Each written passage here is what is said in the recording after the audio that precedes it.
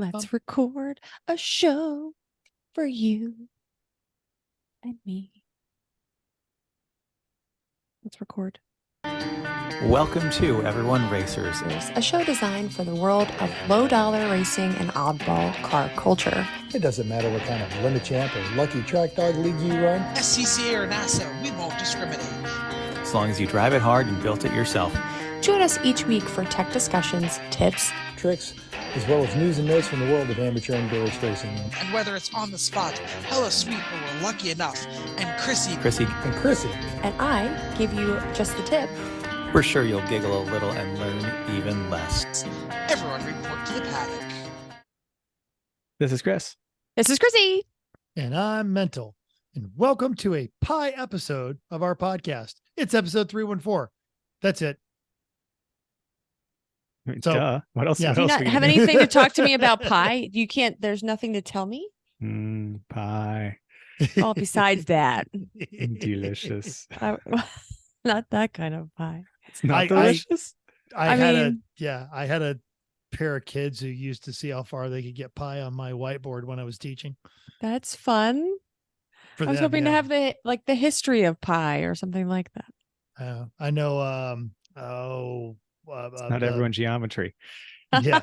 Okay, fine. The like that super nerd who hosts The Wall, Chris, what's his name? He can like recite pi to like 100 places.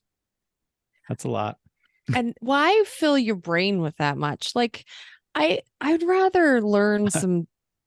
I've been bored, but I've never been learn pi to 100 places bored. I've never I been feel like beyond they're- 3.14159 board because that was all you I- really need. I Right? don't even think it's a question of boredom. It's a question of capacity. And I just don't have it. Agreed. No, neither do Mhm. I. Or want. Some of it's Mhm. want. I Yep. mean, it might be like a fun, I was going to say bar joke, but chances are you can't remember past 50 numbers. Hey And guys, you, want to hear this? could- 3.1415912. right? So you could just keep doing this and I'd be like, I feel like that's a bar I don't want to go to. right? Exactly. Or no, I meant like a funny like party trick is what I was implying. But also there are probably not that many people that know the right numbers. So you probably could just spout off most numbers Mhm. and nobody would really know. Guys, hilarious at dinner parties, though, I'm sure. That's what I just said. I meant not the bar, at parties. Chris, why don't you just speak Oh. for both of us what we've been doing, because we've been doing the same thing. We've been working on the porch, this project that just won't ever. Not a porch, it's a And- Ferrari. Sorry. I know, I wish. Yeah. Most of the siding is most of the way up at this point. Trim is up. Some of it's painted. Yeah. Well, the big thing is we had a dinner party. So I insisted on having family over. You didn't recite pi. I did No. not recite pie. I had a dinner It's a great way to party. get people to leave, though. Have to remember that one. So that made us finish faster and then clean it. So it's lovely. We've been eating on the porch that Chris really And now I have to made. make it dirty and make it worse again. That's okay. To make it better again. That's no problem. We're getting there. It's definitely, we knew there was a scope creep, a lot of scope creep. So I'll even take some of that, but it's really nice to have great double doors. The double doors open out. So it's really nice space. And we have a new screen door. It looks like a new place. So I feel like you're downplaying all of the sadness that this project has brought onto you. I'm just just because frustrated. I'm done with it. Like, I just don't want to do that project anymore. I want to I do a know. different one, but I can't stop. And No. now that it's getting dark early, I've got like an hour and change at night. Otherwise, I'm working on a headlamp, which is great. We're But you have operating nail guns can't by you throw some headlamps. shop lights out there or something? Sure, but whatever. When I'm on the porch itself, it's fine. But when I'm outside on a step ladder, doing the a nail gun with a backyard. headlamp in Okay, the backyard. there it is. All right, yeah. I was Yeah. thinking In- like on you're the just porch on the itself, it's porch great. itself doing the whole thing. No, but that's got Well, wonderful. being under- lighting that in we it now. did. He's done all that project. Now it's the outside that need new panels. So that's the problem. That's why he's standing outside. Okay, Yeah. that was Saturday. What else we do? Went out on the boat. We were on the Yay! It was like 80 Yay. degrees, and we put the boat into the lake. That was completely necessary and great to just take a boat nap and read a book and relax. It's wonderful. Watch the Eagles game on the boat, which I did watch the it just Eagles game. seems like hello Yes. 21st century. We can do that now. in overtime on the iPad, then that died. And then I tried to watch it on my phone and that died after the The game. iPad But didn't die, it's just you ran out of your free preview of Fox Sports to no, watch it. I brought That's what that it back. was. Oh, well, then I switched to my phone Yeah. because that had the Yes. login correct. Yeah, you're right. Whatever. Anyway. I used all of the internets all in the middle of the lake so I could watch the games. That's the thing. It was nice. Mental, you've done something just much more interesting than us. What have you been up to? I was judging at the butt. Actually, Oh, was judging it? the butt. Judging the butt. It was good. It was round. Okay. A little hot, a little dusty. Yeah. Oh, No. always. At If that it wasn't, it'd location- be weird. Yeah. Actually, the weather We've been there really freezing, was. too. Yeah. The Oh, you're weather right. was actually really nice. I mean, it was warm but not miserable. We did have a windstorm kind of kick up on Saturday. Just a little bit of rain, like the middle of the day Saturday, just enough to make windshields, like suddenly people realize how dirty their windshields were. And Yeah, you have like mud. No, it didn't quite get there. So then we had Okay. like a flock of people come in because they Sure drove you off the did. track. I'm sure you did. Mhm. And then Sunday was actually very pretty. Kind of, a little overcast just to keep the temperatures down. All in all, a good time, good people. Sounds lovely. Yes. Better than average weather for the butt. It That's good. really, like a lot of people were remarking about that. Yes, it No was. fires. Yeah. Yeah, that's no. the last time, 2 years ago now? Yeah, exactly. It was. Yeah. Yeah. The fire. You still we'd had one little dirt devil kind of come through the tech area, but that was about And it. shield your eyes. Yeah, pretty much. Dust. The place is so flat. It's like a little hard to know where you are on track. Yes. Yeah. Mm-hmm.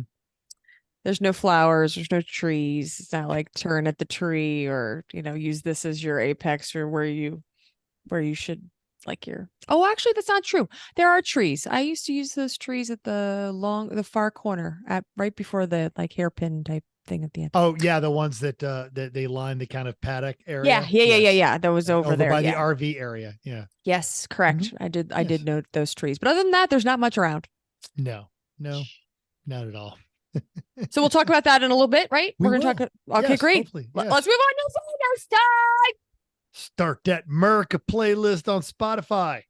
Because Jonathan Noble over at motorsports.com tells us that after months of delay, the FIA has approved the Andretti bid for a Formula One team.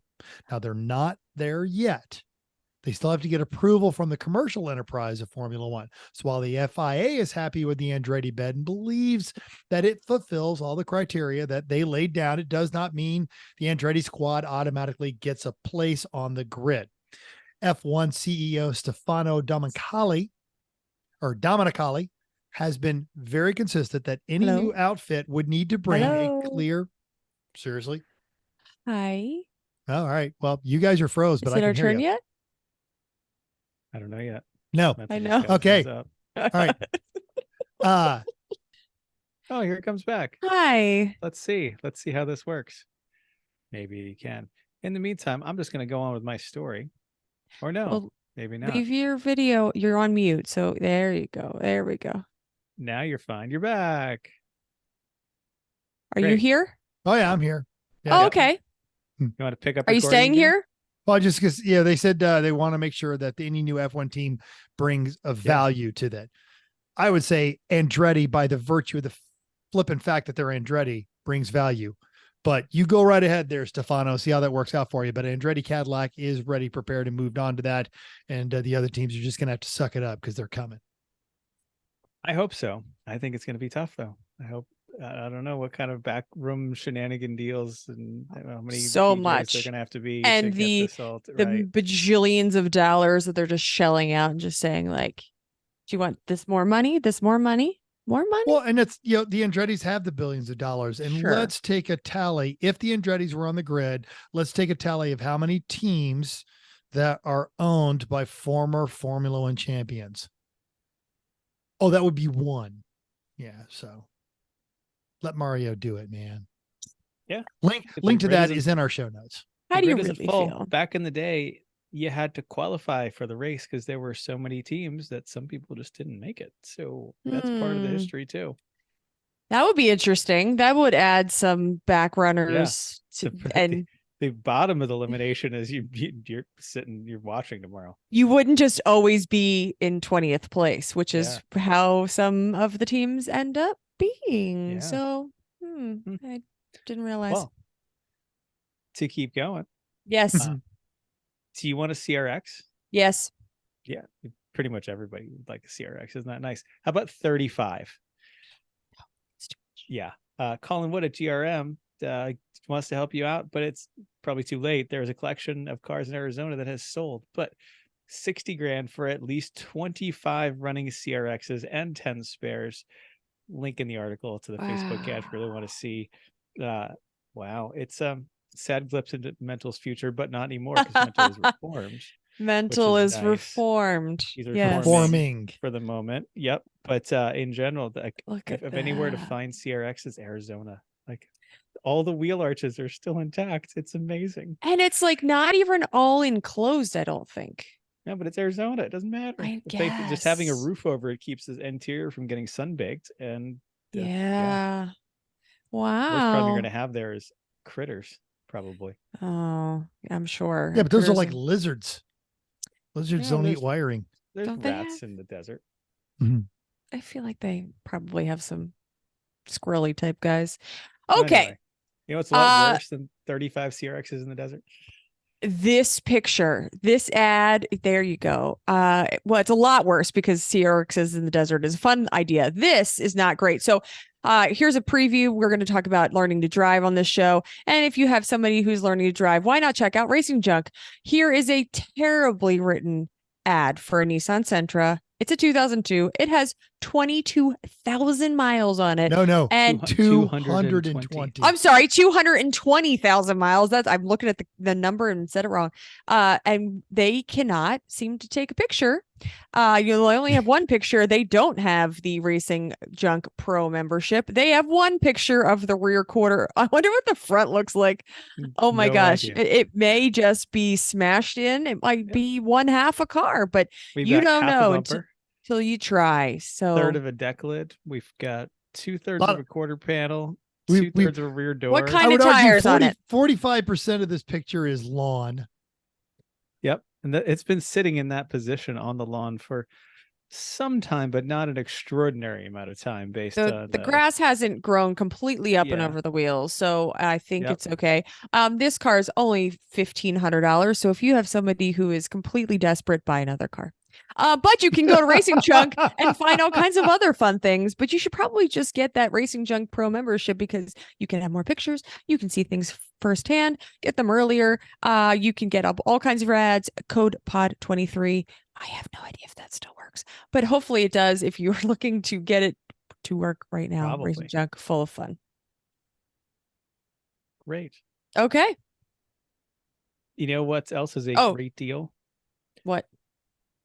A 84 Corvette.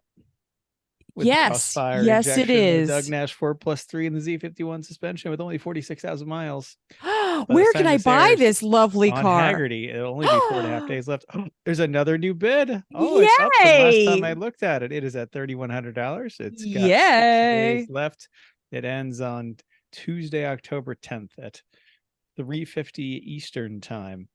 Who's the high bidder, Matt? Let's scroll down a little bit. Is it still Larry C?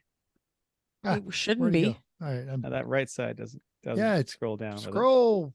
Anyway, computer. great. All There's right. up to 7 bids. We'll take it. Saul S is your Oh, high bid. good. Oh, we've got a bidding war. We've got Saul and Larry. These both sound like gentlemen who probably Love would like to own Their C4 Corvette. Corvettes. Saul Hey, and they're Larry. they're fine Americans. I don't care how many gold chains they have. They are about to get a hell of a deal, and they I deserve hope- it. Oh, they get Debbie. more, Judd. Debbie also. We've had a couple bids. Well, We had because they Larry- were Larry's like had 2 bids. Yep.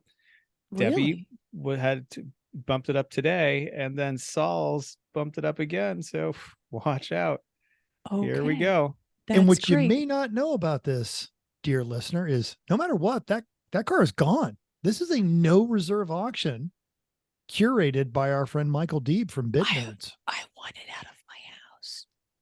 Actually, I mean, I want somebody to take it to their fun fall car show that they have on a lovely lawn for their high school, Totally. and it's a lovely fundraiser or something like that, and they could stand around and rub it with a diaper, and then they can just have a good time looking at it. Anyway, let's go. You can totally cars and coffee this thing. It is yeah. nice enough to do that with, but you're Grab the also not gonna spouse, run worry. down to the soft serve because it Yeah. is just getting to be that kind of weather. Get yourself a Totally. nice chocolate malt, put on your warm jacket. Be awesome. Corvette We not- jacket. we- Make sure to say that. You know with what? You, If a with your listener buys this car, I'll send them that Corvette jacket I wore when I was at.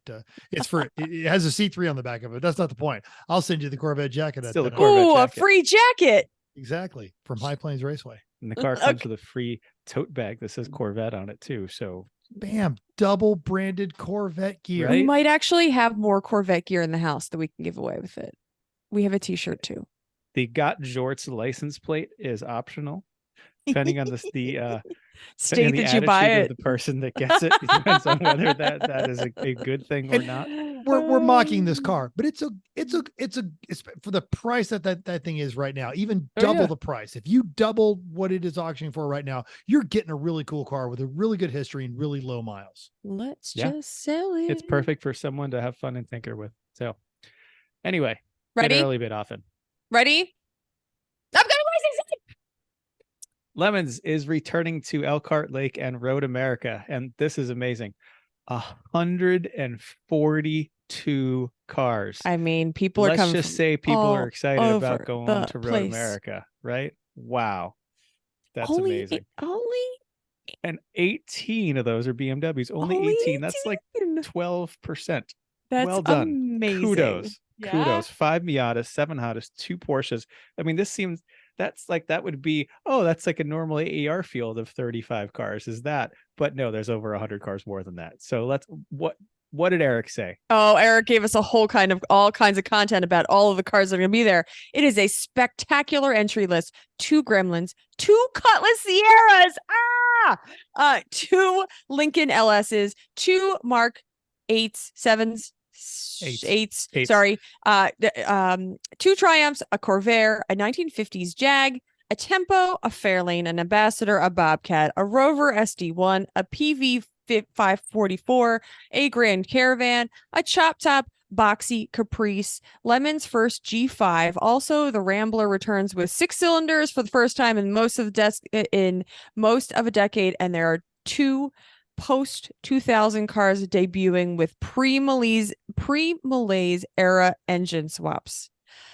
So much. He wasn't done. He added 6 cars in the field just raced at NCM, including one from Georgia. At least 2 of those will have done 3 races in 2 months: Autobahn, Corvette Museum, and Road America. 6 of the cars in the field have not raced since 2019 or even earlier, and one of them is a car that has raced with a different team in 2010. Damn. Eric finished with, if you care about being competitive for some reason, don't know why you do that, but the entered cars have 24 overall wins, 23 Class B wins, 19 Class C wins among them.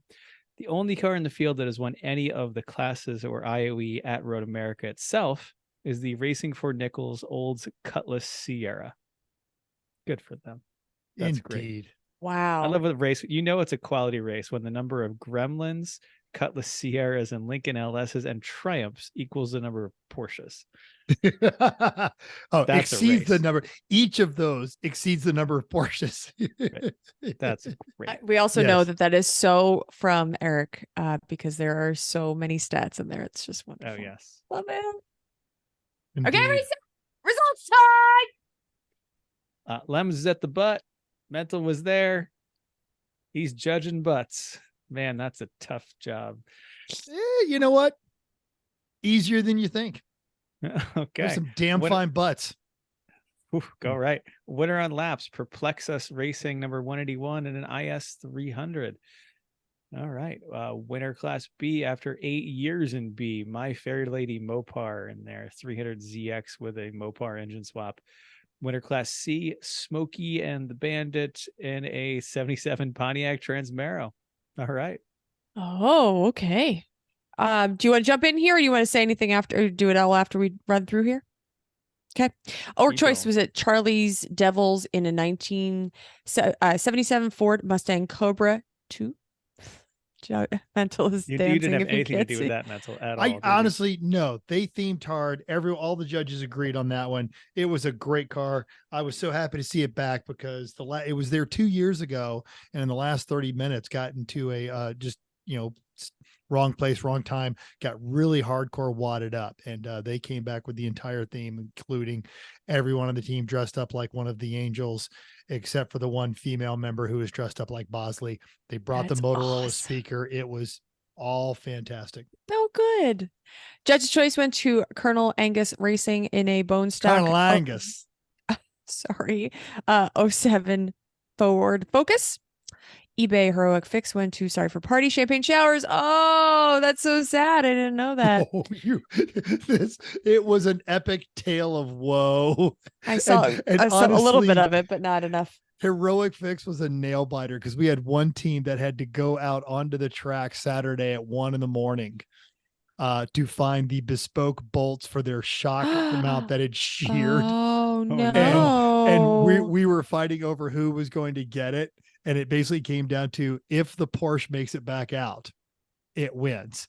And on the last lap, they are frantically trying to get champagne showers out the door. So much so that they left the breaker bar that they used to tighten it down under the engine, which, as they were driving out, then grabs the water pump and alternator belt, throws it off. He has to come back around. And Dean is just going, "You've got enough for one lap. Go." Wow. Wow. Shoot. That's a shame. All right, I got screwed went to Ranger Road Motorsports as their hand-controlled golf was unable to make the race after several veterans flew in from as far away as Alabama. Link to their page and a way to donate is in our show notes. And last for me is Yokohama Road Mangler Cup went to Prince and the new powertrain generation in their 05 Mazda Miata. All right. Now, the regional award, which we called Welcome to the Party, Pal, was SoCal Vintage Trailer in a 2006 BMW 330xi, which everyone immediately said, "Oh my God, how cheaty is this thing?" And including the judges. And then we did a little digging, and it turns out, no, it really wasn't cheaty. It was an insurance auction. Tree had fallen on it. They didn't pay much money for it. They sold everything out of it, got all their money back out of it. Ended up doing a bunch of body work, made this car really, really pretty, wrapped it in lime green, and then painted a really nice rat fink on the thing. The body work was on it, but it was a family team, and it was their first time on the track. So we got to talk to them a lot. And after the third time, we had them paint a Bob Ross on their trunk, which the mom was so not happy about because their car was very pretty, and now it's got this lovely expressive Bob Ross on the trunk lid. And then Sunday, the number 77 Mustang decided it was also too pretty and had a lovely dent on the door. So they by the end of the race, it looked actually like a legit Lemons car. So hence the award. The other award that Judge Jim Ballman came up with was The Price is Right. One of the penalties in memorialization of Bob Barker's, we had planned to make several teams reenact the scene from Happy Gilmore when Happy Gilmore and Bob Barker get into a fight. And we called the penalty Price is Wrong. And the first team that ended up doing that was the Wheels of Misfortune 101 Honda Accord. And they disappeared for like 2 hours. And what they brought us back was not just them videoing the script that we had written. What we got was a student art film that had perspectives and cinema mode and angles and editing and everything. And they edited it all. Oh my God. It was so well done. We retired the penalty. You'll never see it again. And Jim gave them the hockey stick and Happy Gilmore Bruins jersey that he had gotten. So they were just so awesome with that one. Halloween Meets Gasoline was the Backdraft Brigade, which is those LA firefighters in an '08 Mazda 3. They were in costume. They set the bar up. They were doing everything that those guys do all the time. They were a wonderful host to everyone in the paddock. But they, at one point, some children are behind us, and we keep hearing either a recording or a bad version of a cat meowing. And we're all getting a little irritated. We're like, all right, look, make the announcement about the feral children, because we're about to give them all Red Bull and see what happens. But we realize it's a setup. They've got a cat meowing, and then they realize their cat's in a tree. And then here come the firemen running over in their suits with the ladder, and they run up the tree and they rescue a stuffed cat because they were firemen. So they were in costume all weekend, doing great stuff, driving terribly. But we did find out Saturday night, because their suspension was, they had an adjustable rear sway bar, and one was set to max, and on the other side was set to minimum. So the entire car was horribly unstable. Wow. And he's underneath it Saturday, and he just starts shaking his own head going, I can't believe I did this. All right. So, but good guys, we kept throwing penalties at him, and they just kept leaning into him extra hard. And if you were there, it's to the shock of no one, but the index of affluency was the Argonauts Awful Space, which is Neil and Anton and crew in the 1956 Nash Metropolitan, which was themed as the Neil-apolitan. And Neil was going around giving everyone Neapolitan ice cream sandwiches. I think its fastest lap was like 3:45, while everybody else was turning 2:30s to 2:20s. Wow. But they were really happy. They broke the 4-minute barrier, and they beat a lot of cars. Wow. It was, yeah. And they even first time out for that car? No, I believe it's an old Overzet car that he gave to Neil, and now Neil is trying to get rid of as well. Well, you got the IOE. Usually that's the reason to get the time to get rid of it after. As he accepted the trophy, he said, there's a Nash for sale. Come see pretty me. much. That's usually what happens. So, but, and even then they had, we had one team that for a penalty, we made a group of drivers chase them waving dollars going, ice cream through the paddock. And Neil did that for us. So that well earned on that one. Good. Excellent. And if you guys have questions about the other ones, yeah, I think I talked about the judge's choice, Colonel Angus, bone stock Ford Focus. They were a no-show to their first race. So they finally got to this race, and they'd spent so much time prepping the car, which is hilarious because it literally was bone stock rolling around on all seasons, that they didn't theme. And Mom goes down to Hobby Lobby because it's cunnilingus. They grabbed a bunch of innuendo style stickers and just put it all over the car. So they did a really good, and we actually, they ran clean. We didn't see them all weekend. So that was really funny. And there's hopefully it makes the wrap up video, because Jim did a just hilarious entire bit about that, Yeah. You'll got see it. Yeah. Got it. Do you get the joke? Cause I don't know. Anyway. I don't know either. That's okay. It's dead air, so I don't like it. Okay. Let's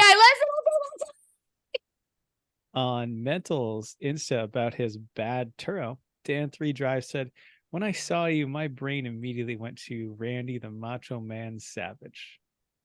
Yep. Yes. But his hair out. Yeah, right. Yep. Don't get used to seeing this hair. It has a 2-week life expectancy. It is going to be gone right before, the week before Halloween. You guys will not, this hair is not coming to New Hampshire. Oh, what happened? Like you have to look. Oh God, serious? No. What? No, Okay. No. Just got tired of it? It's getting donated. I'm getting tired of it. And Vicky's got a very specific Halloween costume that this won't work for. As much as I just wanted her to dress up like, Johnny Depp's ex, and I could dress up like Aquaman and she could just walk around carrying a turd. But yeah. Oh, well. All right. Keep going. Chrissy doesn't get that, but our listeners absolutely get Johnny Depp's ex-girlfriend who was in Aquaman, Amber Heard. All right. Our buddy You're Jason next, LeDuc. so you I know. know, waiting on you here. Waiting on me. What do you mean? Our buddy Jason LeDuc said, I'll be listening when we're talking about that. And everyone should check out Jason's new podcast, The Leader's Mindset. And a link to that is in our show notes. He is interviewing young entrepreneurs and business leaders here in Las Vegas. It's really, even if you're not in that space, it's good. It's real lessons that have been learned and can be applied by people who are doing stuff every day that you can take to your regular job. Nick D 2012 asked why you ruined churro. Well, Jeff Wakeman commented on the Instagram jugs of Button Willow quality mutts, 12 out of 10. On Insta, we got our new tagline. Dominic C said, I refuse to start making good choices when it comes to purchasing crappy cars. Doing stupid things got me this far, so it must be right. It's an interesting Hey, concept. make well-informed bad decisions. That's okay. Yeah.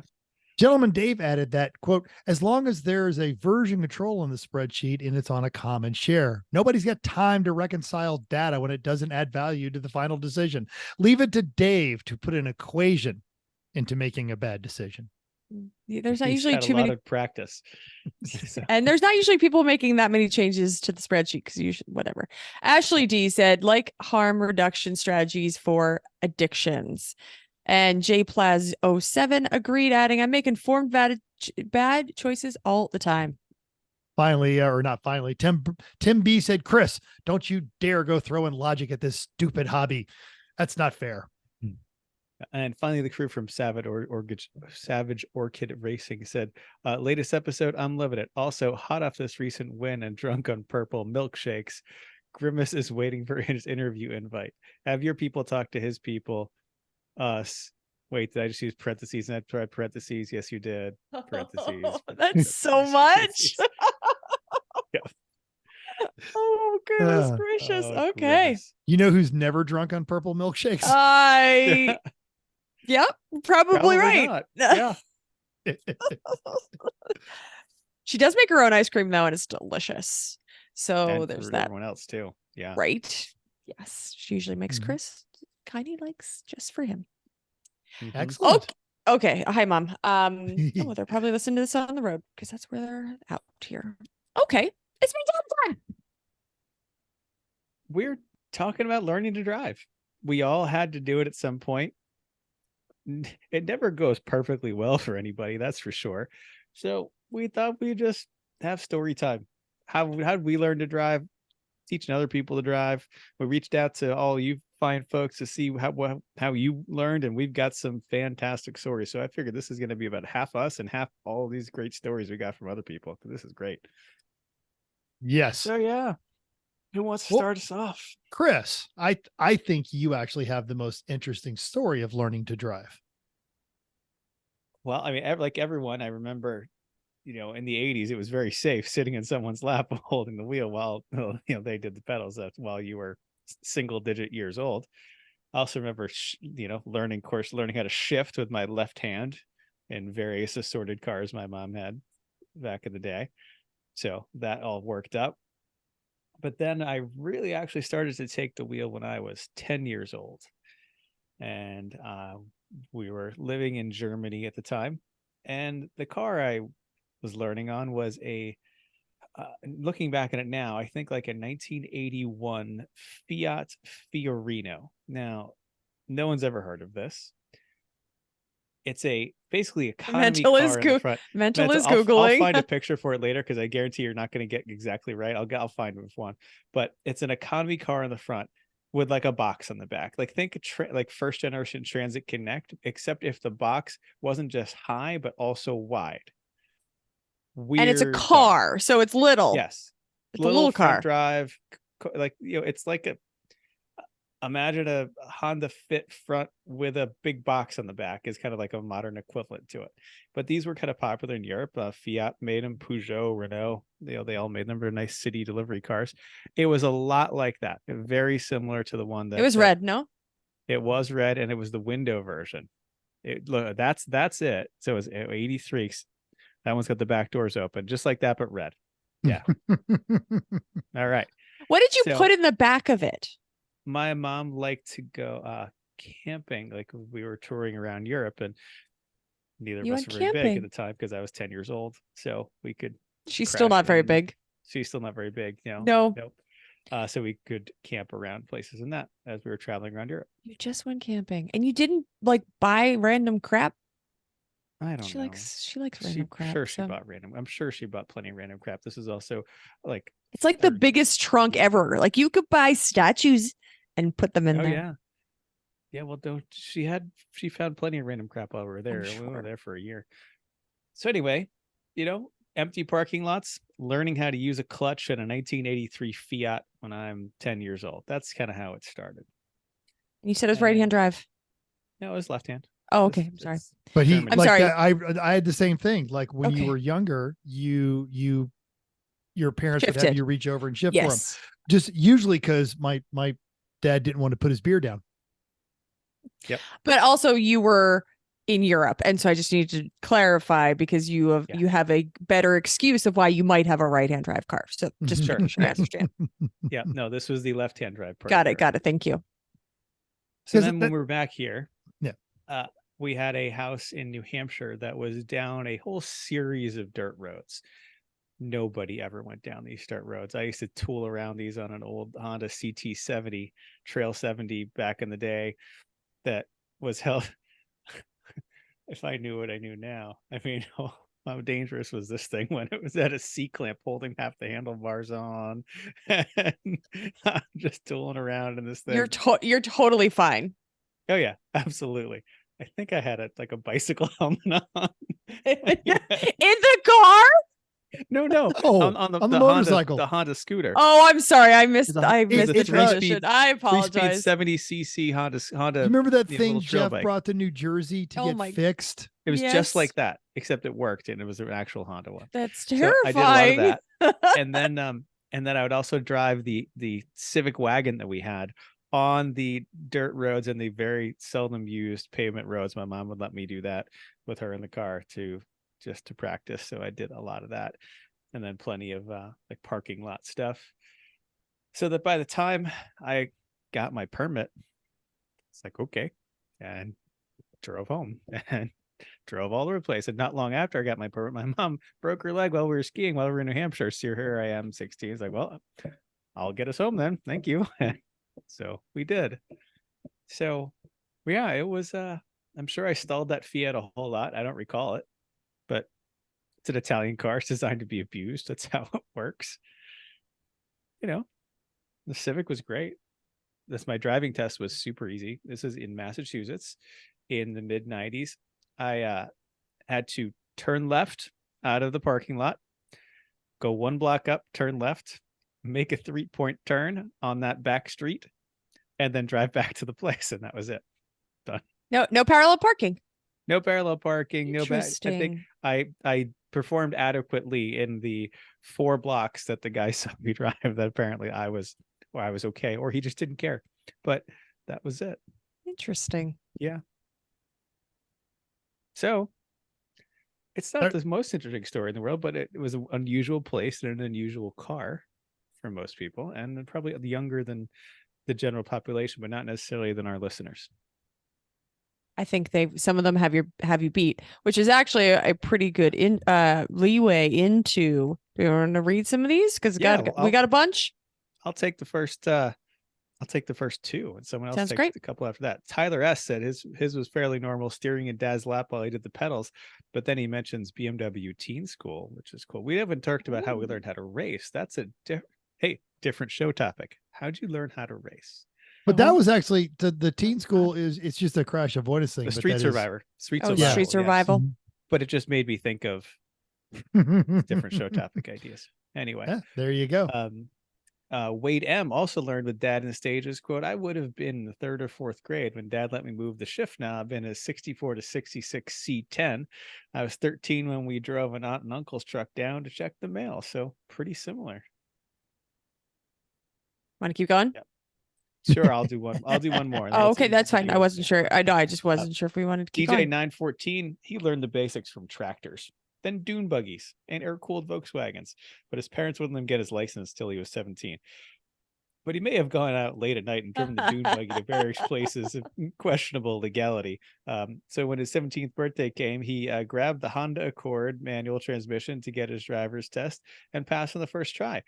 He said, I chose to drive a stick to show my proficiency, and apparently it worked. And I have seen pictures of Eric in his younger days driving basically a Beetle floor pan off a jump. So yeah, You're sure that he was driving with proficiency, and apparently it worked. It worked. Well, when you have a plethora of shitty little Volkswagens around and a farm, these things happen. Sounds like a good time. I like Greg O'Brien also took his driver's test in a stick shift. It was an Escort GT after years of go-karts and motorcycling, and then graduating to his dad's stick shift Jeep when he was 12. Wow. I avoided when I went to take my youngos. test. I actually had to borrow my grandparents' Celica that I used to drive around their yard when I was 10 under the, precipice. Oh, I'll move the car, Grandpa. And he knew exactly what I was doing, which basically meant I was going to drive around the yard for about an hour. And but I did that one when I took my driver's test because I didn't want to fool with a stick shift. It's a bold move. I like it. I would have. My MG was stick shifted. I had been driving on my permit at the time that I got my driver's license, but the Honda Civic wagon was probably a better choice to take a driver's test in than the 35-year-old MG at the time. I think it feels it depends on the tester. You get somebody that walks out and goes, "Oh wow, a 56 MG," then you're probably off to a good start. I also think the emergency brake, the handbrake didn't work because it's never worked in the entire time I've owned that car. So that's probably another reason we didn't use it. I think that's kind of a requirement. I want to make sure that works. I think that was the thing. Oh well.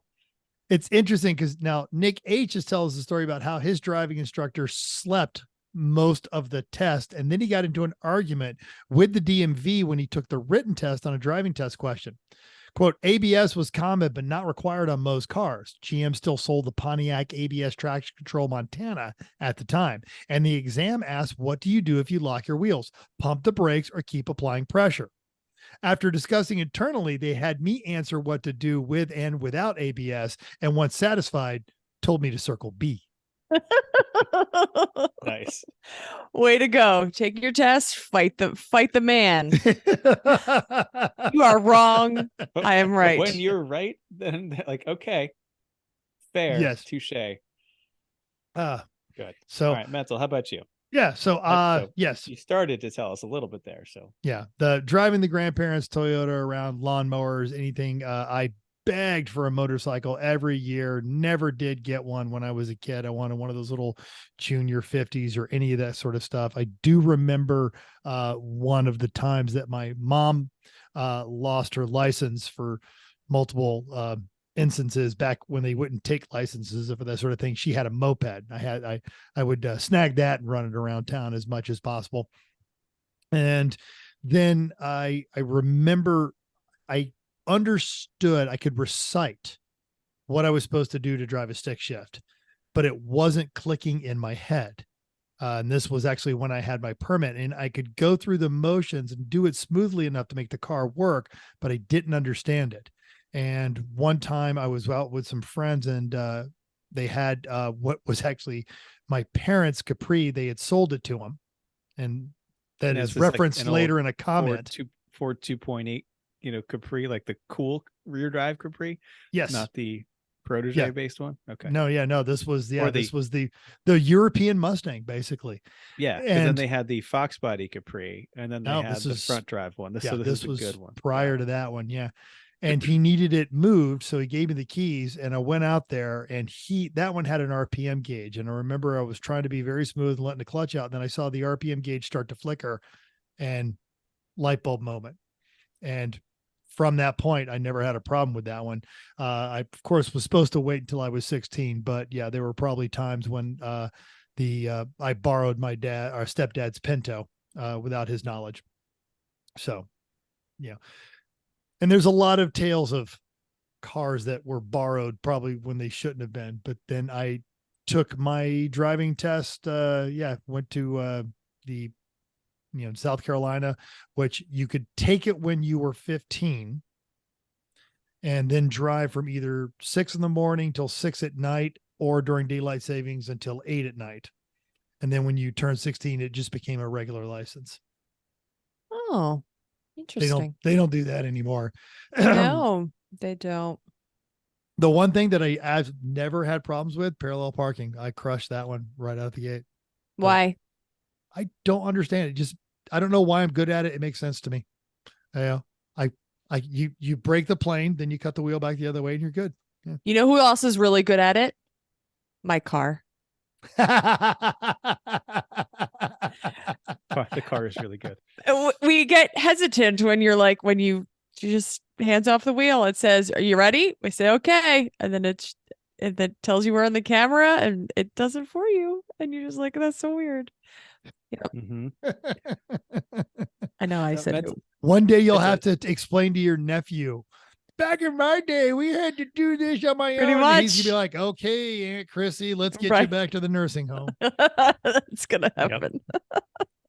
Yep.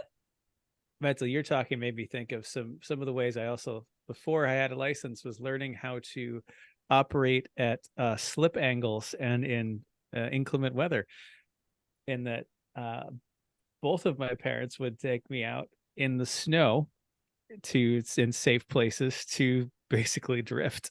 So the 4-wheel drive Honda Civic wagon was an amazing drift car in the snow, because it would just light up all four and you keep it going, and you could just do these long, lurid, controlled 4-wheel drifts, and it was amazing for that, which I did well into my early 20s while we still had that car, because it was so good at it.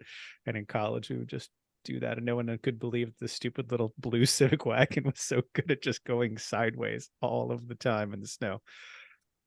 And I did this in an E36 BMW with my dad, who had a very steep driveway and a lot of areas around his house with it was a nice neighborhood with very little traffic. So you could drive the E36 around there, and especially up this very steep driveway, I had to learn traction management to get the rear wheel drive cars up the driveway. And momentum management, I reckon, as well. Oh yeah, you'd get a good run at it, and that would help. Mental, it's funny, as you're telling your story, I was thinking about all of the things that you wished you had and you wanted to have and you asked for, and it seems like you just got them now that when you got older. You wanted a motorcycle so bad, and you've had plenty of motorcycles, and you just Oh yes. Oh yeah.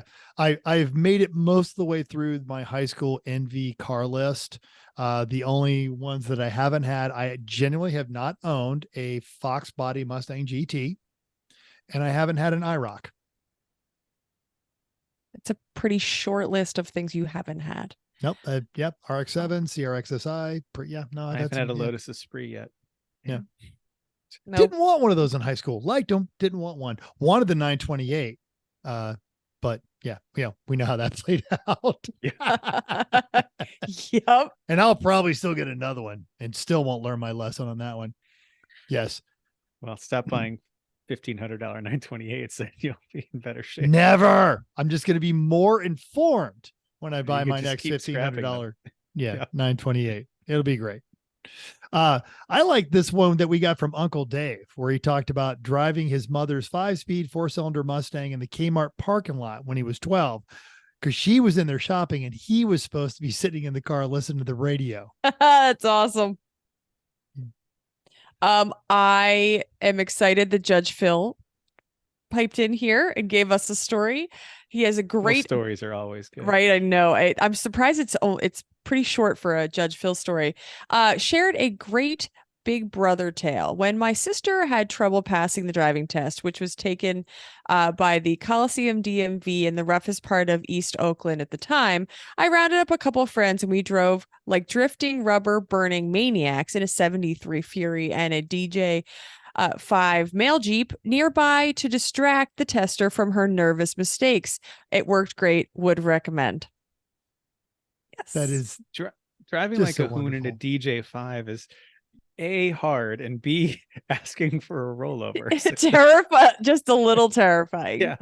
I'm sure That it was was the in point. He was great trying to condition. he like get the tester to go, oh dear God, what are these idiots over here doing? So that, you know, his sister didn't have to sweat her test. That was just awesome. That's so funny. All right, Yep. I'll throw out another one here. Another good sibling story. Cliff H said, I was maybe 12 when my brother let me drive a 64 Ford Custom 289 3 on the tree up and down the driveway. When I was 14 or so, I could drive the family Volkswagen van on the gravel road leading to our house. Cliff's cousin Lee drove his mom's Accord when he was. Do you know this? Is this your I'm story? sorry. Yeah, I did. I put this. He was 14. Oh, yes. Do you want me to keep Sorry. reading? Yes, go ahead. Yeah. Okay. It plays. Cliff's cousin Lee drove his mom's Accord when the family had flown from Smyrna, Georgia to Naples, Florida. When he arrived, the family saw him pull in the driveway. They came out to meet him with his mom asking, "How the hell did you get here?" He simply replied, "I drove." Oh. Yep. Like Oh. those kids last week. Like these kids last week, which I feel like we need some cred because I guess I heard it on I read it on one of the news articles on my phone, but it was like all over a bunch of different places on the I heard it on the radio. They're like, "Oh my God, listen to the story." I was like, I reported on that last night. Thanks. And Greg asked it something I did too. Snapper riding mower around age 10 and totally around that too. It's like the only cool, that's a great way to get the kids to cut the grass. If they want to drive something, you can drive the This mower. is what I did in Jeff's house. Right? Yeah. Yeah. Except you were in your 20s. So Yes. or older. Yes. Or older, Late right. 20s. Yes. Yep. So yeah, snapper motor around age 10, wheelied awesomely. I agree. Oh, wow. On my front engine Craftsman 12 horsepower or 15 horsepower at that time, wood wheelie, put it in sixth, dump the clutch, crank. And those snappers were different because the snappers were actually rear engine. They were basically riding lawn mowing Porsches. Because I remember my family had the snapper with the tiller. We didn't have a wheel. It had the white tiller front. And my stepbrother had done me a bit of a favor unintentionally. Before I moved into the house, he had run over an outdoor spigot in the middle of our yard. And my dad, it took him till 2:00 in the morning to get it to stop spewing water up. Oh my goodness. So I was not allowed to mow the front yard. I'm not surprised when you bust something when you are on a riding mower, you tend to not be asked back to said Are you speaking from experience, Chrissy? I am. Yes. Yes, I am. I think I may have even started younger than this at my dad's house. He had a yard tractor, and there was the house we had in Weston had a fair amount of land, so that we kind of created a little path that would go from the front of the house all the way kind of around through the back of the side yard, all the way over to the backyard where you could go. And that was a great way just to keep me entertained. Here, go drive the lawnmower around. My grandfather did the same thing.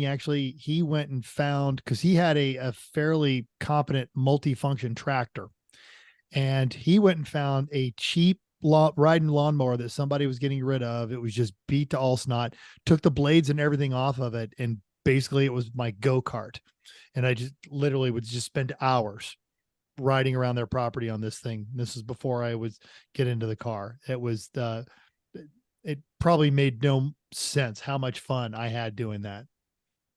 Yeah, Greg keeps going. He says a front end loader in cars at 12, garage built motorbikes, mini bikes, and go-karts at 13. First car at 14 was a vandalized Fiat 124 Spider. Oh my goodness.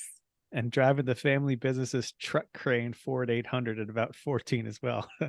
Said, cocky little bastard that I was, I failed my first 2 road tests by steering with one hand and on the other time resting on the driver's door. Wow. And he didn't, but in my mind, he's like, "Hey, you got any weed?" And the driving inspector went, "No, be a lot cooler if you did." There are so many stories here. Oh, these are great. Yeah. Wow. All right, let's keep going on the stories because Tim had the coolest grandpa. So growing Quote, growing up, my grandfather had an 85 RX-7. When I was around 11 or 12, he would take me to a parking lot and let me drive. I finally got somewhat competent and wouldn't stall. He let me drive on the back roads on our way to Road America for the vintage races. Still one of the best automotive related memories I have. Wow. That is Nice. just beautiful and wonderful. I know like all the safety people would start up with the, why do you think of the children? But you're right. That is just an absolute wonderful and beautiful memory. Chris, you talked about sitting on, the lap when, my parents would do the child exchange at the McDonald's in Commerce, Georgia. I do remember my dad letting me sit on the lap and drive his steer, the Datsun pickup, while he would work the stick shift and do all the pedals. Yep. Chris G said, my dad found me a $2,000 1982 Toyota Tercel 5-speed in 1988. And he told me that was the car I was buying. I wanted something faster and automatic, but I was vetoed. My dad attempted to teach me to shift and did a lot of yelling. My mom took over and tried her best not to yell. I've driven a manual ever since. Yep. It's a good way to teach the kids. Just more yelling. It's fine. Right. Yeah. It goes back to the incident of some of you have never held the flashlight for your dad while he's working on the car, and it shows. And this era, I think it's gone for a multitude of reasons, and I'm not trying to make this a social commentary, but like the next one, Vince, who learned to drive on the family farm in a 73 Super Beetle around 13.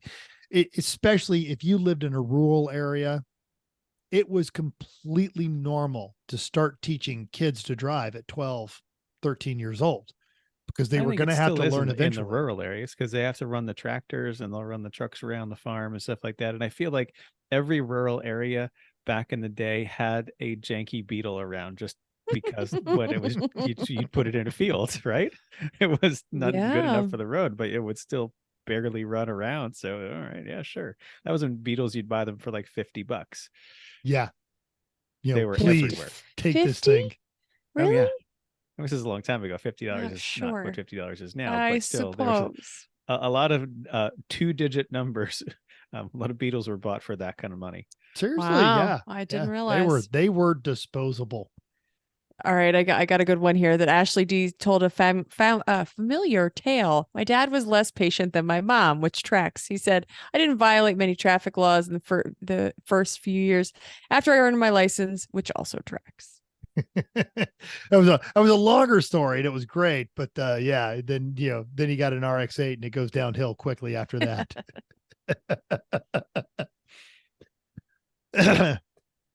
Tom L learned to drive a stick in college at an airport right before getting chased by security for distracting pilots.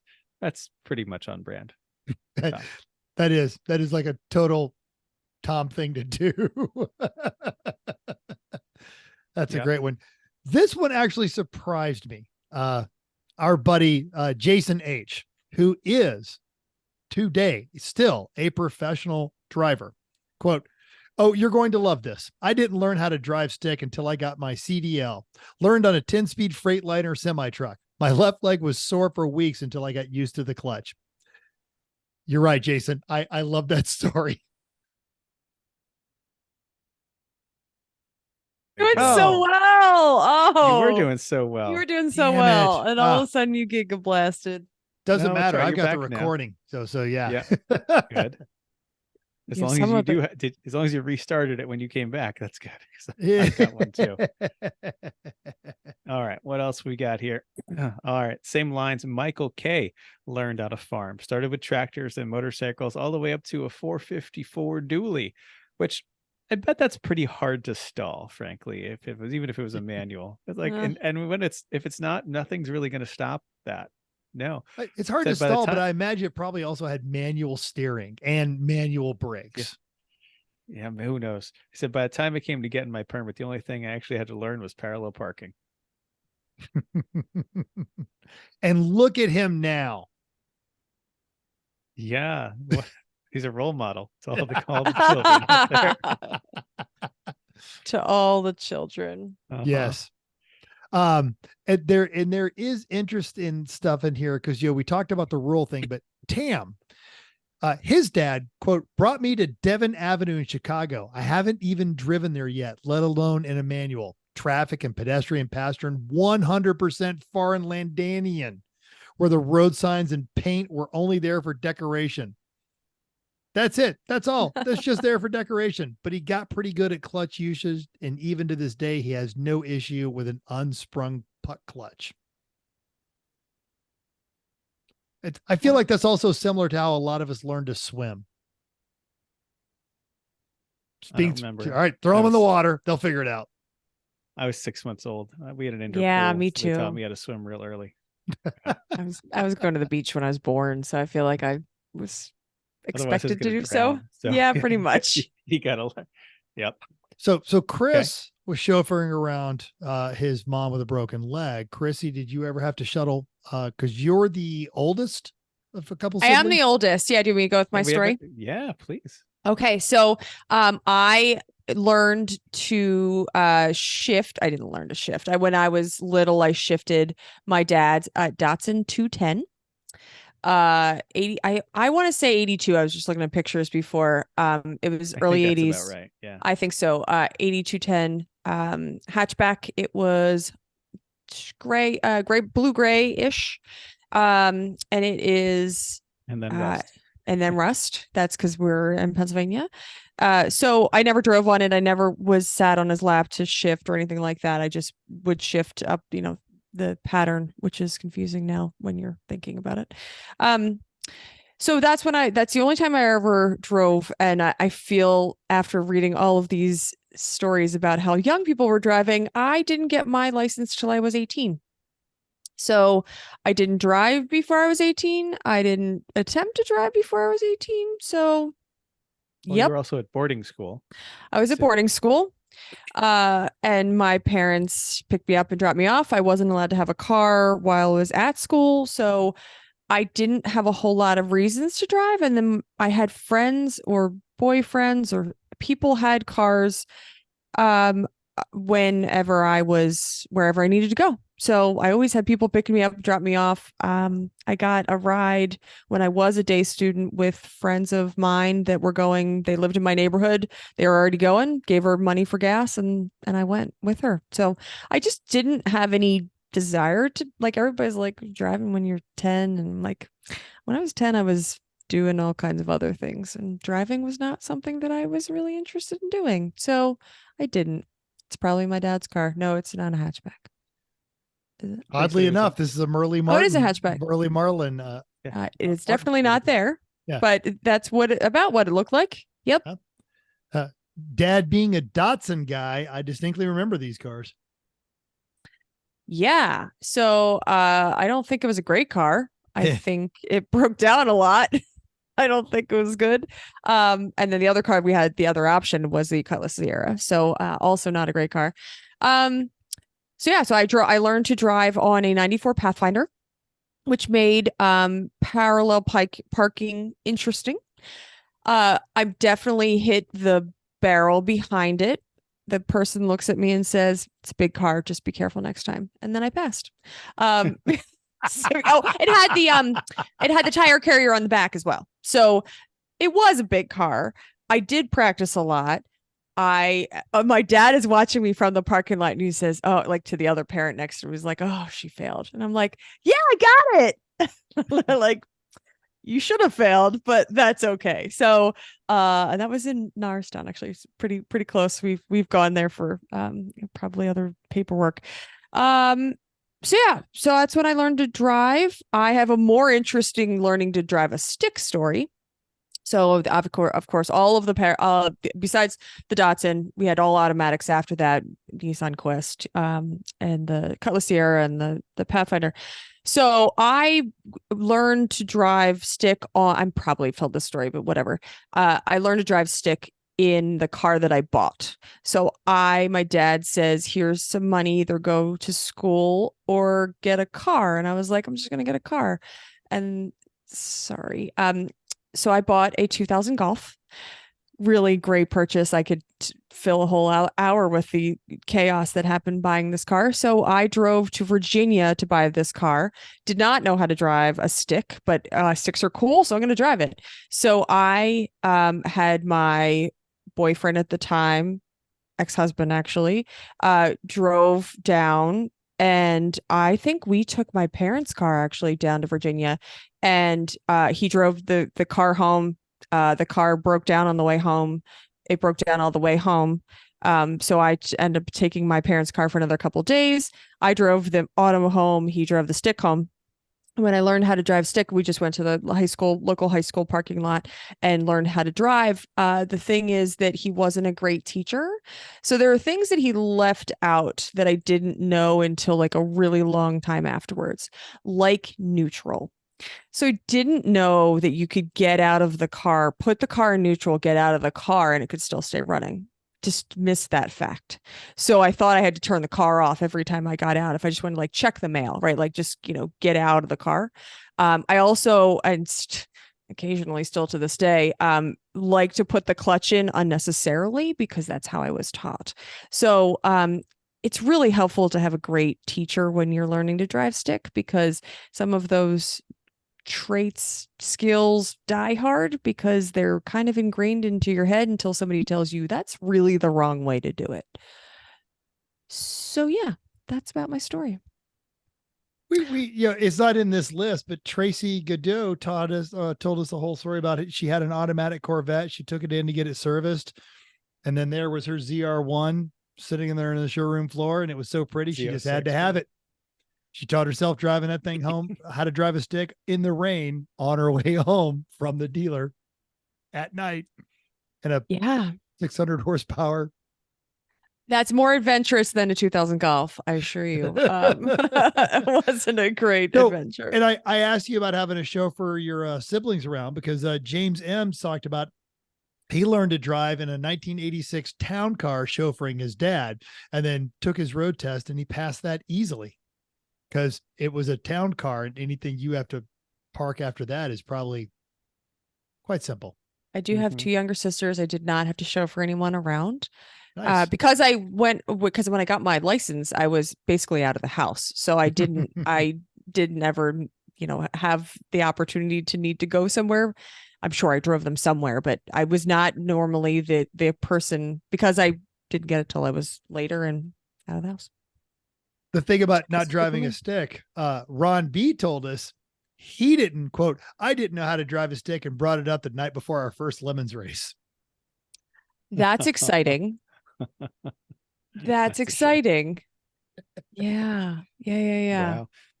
Although then other people like Steve S said he learned stick on a 3-on-the-tree Ford pickup. Wow. Yeah, he did.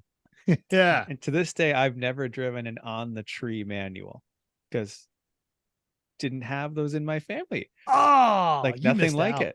I mean, like the cars my mom had growing up, she had a Volkswagen Dasher diesel wagon that was 1980. It was cream. It was terrible. And then a string of Honda Civic wagons, and that was pretty much it. My dad, as I always had vans. He always had Chevy vans, except for that brief fling he had with a K5 Blazer diesel 4-wheel drive that was supposedly cool, but it was like the worst car ever. And he traded it in 3 years later because it was so bad. 85 diesel 3 years. That's a long. 82 diesel K5 Blazer. Just, and then he just dump a bag of vans. marbles in your intake. That's what they all sounded like. Oh yeah. But he always had a truck and a car, and the trucks were the van, the Blazer, another van, and then a Mazda MPV 4-wheel drive. And then the cars he had, but when I was born, he had a 450 SL, but had to sell that because here I am. And then it was a couple of different S-Class diesels, including one that had an auxiliary 22-gallon fuel tank in the trunk, so we could go 1,000 miles between fills. Heck yeah. Gas crisis, right? And then it was a string of Lexus LS 400s for years, or various Just Lexus no LSs. Opportunity. Right. So that didn't have anything that was even remotely resembling a 3-in-a-tree. I mean, I was jumping through the window of the S-Class like the Dukes of Hazzard when I was 5 years old. So, yep. I never Wow. drove it, but my grandfather had a 3 on the tree Chevy, or I'm sorry, a Ford 6-cylinder pickup, and then I delivered construction supplies in a 3 on the tree Chevy pickup. And then when I was in Africa with the United Nations, one of their bizarro Japanese people mover vans that they had was a 5-speed on the tree. So they could just pack more people. So you didn't have to have a stick shift over there if you had it right here on the tree. So you and it was Oh, I just wish. the How do you Ferrari explain that to gearbox. people that are listening to? Oh, I think they got it from the Okay, noise. okay. Yeah. All right. As long as we're clear. Oh. That's amazing. Oh, But tree. there was a lot of people that talked about having big vehicles to drive when they were younger. Mike B said he, came to take his driver's test in the family's 12-passenger Ford Econoline van that he'd been Heck driving. yes. Yes. And quote, still amazed I was able to pass parallel parking exam in that beast. Right. Even if you came close or hit something, they would have been like, you're probably not going to parallel park this. So you're probably okay. Yeah. Oh, I love this next one. Roger McD earned it. Saved my Bojangles paychecks until I could buy a 68 Opel Cadet wagon. Dad drove it home, asked me if I knew what the pedals were for, then gave me the keys and told me to figure it out. Oh my goodness gracious. We lived way out in the scrub palmetto wasteland of Central Florida, so there was nothing to hit. Good on you. 68 Yeah, actually, Cadet Good on wagon. you. Yes. Oh, That is awesome. Actually, my ex learned in Montana when she would go out into the field with her dad as an early, he had a mining thing anyway, in a FJ40 Land Cruiser in the middle of a field. That's how she learned how to do the clutch. No one really taught her. She just kind of figured out in the field how to do it. But what are you going to hit? You're in an FJ40 in a pasture. Yeah. I mean, if you can get the concept, if somebody can tell you what it's a little different if you're trying to figure it out yourself and you have the motivation to try to go somewhere. But like if you have to learn to go to work, it gets really old. Like I remember going, I'm sure also I told this story, but I used to go from my parents' house down like 3 street lights into a strip mall to go to where I was working. And the first couple times I had my car, I was like, look, I got to take the Pathfinder. And they're like, dude, you have a car out there. And I'm like, but I'm really bad at driving stick. And so, but I'm like, I have to go to work. So then finally they're like, okay, you actually have to take your car. So I take my car and I only stall about 20 times. And I'm like, yes. And then I park on a little tiny uphill so I don't have to reverse, so I can just roll back and then turn out of the parking lot. And I would come in and I would just be like, I'd be shaking. And they're like, what is wrong with you? And I'm like, I just stole my car like 25 times and I live down the street. And so then, okay, well, yes, only 15 times. And then I'm like, yes, only 3 times. That's how I learned drive marked stick. improvement. That's fantastic. I mean, yes, I eventually learned how to do it, but you talk about, having a good teacher. Old family friend Tim R said, quote, Mental's mom taught me how to drive a stick in their 70s model What? Capri. That is not a joke. amazing. That is not innuendo. I actually remember that. Wow. Or you could be like Eric B, who said, I unfortunately had watched too many Fast and Furious movies and had no understanding of how the clutch worked. So I kept popping the clutch and stalling. And when I finally started rolling, I kept forgetting pull my foot off the clutch and be roasting the clutch a bit, though they lived on. I feel this so hard. Eric and B. He kept trying to upshift 17 times. Like 17 forward. Bang, bang, bang, bang, bang. Right? You're like, why is this stick in my hair now? And the trick to going really fast is to have one hand on top of the wheel and flex. Danger to manifold. That's a good. Oh, that's good. Oh my gosh, this is great. What good stories here. Yeah, thanks everyone for all these great tales. We did. We had to edit several of them to get them to squeeze in there, but looking at it, it was like one person would tell a story which would remind someone else of another great story. Yeah, And it was I enjoyed actually reading every single one of these and just chuckling.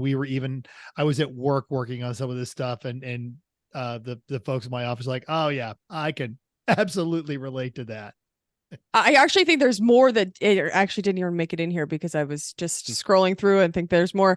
It's awesome. Everybody's got a story and most of them are pretty good. There's no like heartbreaking, sad stories in here. A lot of kids, a lot of driving when you're kids. a lot of liberal borrowing of your parents' cars when you should have been sleeping and they definitely were sleeping. How did you get here? I drove. Oh. Oh, that's not great. Yes, it is. It is. I know. So I mean, great. no. It's great that he made it there and everything was fine. If he crashed halfway through and then, caused a pileup on the freeway and now it's a problem. So we didn't hear any of those stories. So maybe those are still out there. Statute of limitations is probably run on most of yeah, those, totally. Sure. Yep. If you enjoyed these, go check out our Facebook and get all of these unedited versions because they are just wonderful stories. Absolutely. All right. Okay. Somebody's got something here. Besides, we probably should have done a safety tip on being safe while teaching other people to drive, but somebody's got on the spot. I do. Let's each of us, if we were teaching someone how to drive stick tomorrow that was brand new to it, what is one tip you want to give them? Neutral exists. Here's what neutral. No, I'm just kidding. Just because that's when I learned. Relax. You'll get it. So many tales of yelling parents, but then always my cool older sibling showed me how. Just relax. You'll get there. I like that. I think it's be able, before you really do anything, figure out how to, on a flat surface, how to make the car start moving with only the clutch and not touching the gas at all, to teach you how to modulate. Because too many people, once the car starts moving, modulating the clutch. Yeah, too many people, once the car starts moving, they just yank their foot off the clutch. Right. And it's like, well, no, it's not done yet. There's that whole pause thing you got to do for it to be smooth. And so I think that's a great way to start that. Low speed, not going to hurt anything. Mm-hmm. Yeah. Okay. I have so many. Every clutch is different. Every clutch is different. Every clutch is different.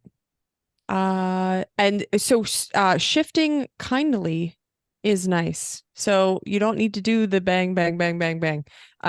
Trying to be soft on your shifting arm. We're thinking so much about your clutching leg, but like it's also you have to be soft on your shift. Your arm should not be bang, bang. You're not bang, drag racing a DSM. Bang, bang. I think we all got video sent to us through various social medias of the tourist bus. Looks like it's somewhere in the Caribbean, where the bus driver is literally just taking two fingers and pinching the shifter. That's great. Yeah, I feel like that's the thing because people are always thinking about you're thinking so hard about your leg that you forget about what your arm's doing too. How many of us have been right seat in a car and smacked the driver who was on our team? I have. Right. I was like, we are not doing this. You're bringing Stop the car in. Like that was not okay. I was like, I was on testing day. I was like, right. There's no reason for you to be bang shifting on my nice Honda Civic. What? No. Especially this car has pieces of transmission that are unobtainium. They don't exist. Do not break them. No, he almost had this shifter in his hand. Anyway. Oh, well. Were you just pointing out one or did you have other? Do you have others or you just? Oh, that's great. Oh, no, I did it to Jeff. He was driving like when he started, he was driving like he was drag racing his Talon. I'm like, what are you doing? Cut it out. Hey, just because we've already did the show, don't stop sharing those stories on our Facebook. They're great. They're making other people laugh. They're giving soon to be instructors tips on how to teach their nieces, nephews, grandchildren, children. So best tool to teach someone how to drive is a checkbook. There are people that you could pay to do this, and they do it every day. No, I'm going to disagree. Create that bonding moment. Take them out to a parking lot. Have them drive around a deserted road. I'm not keen on putting them in your lap because airbags and stuff like that. But It's not the 80s anymore, or 70s. yeah. Anyway, thanks for downloading us. We hope you enjoyed this week's edition of Everyone Racers. Also hope you will join us in the world of driving, racing, building, and driving instruction, because everyone can teach someone to drive stick, even you. If you enjoyed this podcast, subscribe. It's free. Go to iTunes, give us a 5-star rating that's as good as learning to drive, and tell us why. I don't care how bad your experience was. Questions, show ideas, comments, thoughts, emotional outbursts, drop us a comment on any of the various social media things. Everyone Racers or everyone.racers@gmail.com. Text us 484-243-0455. Got some great junk pictures this week of a bald all season tire. Quote, customer said they felt a slight vibration. Awesome. Mental wants more junk pictures. Send them away. So thanks again. And until next week, keep the shiny side up. Unless you're stalled in the middle of an intersection trying to get to Salad Works, then just keep starting it up and keep going.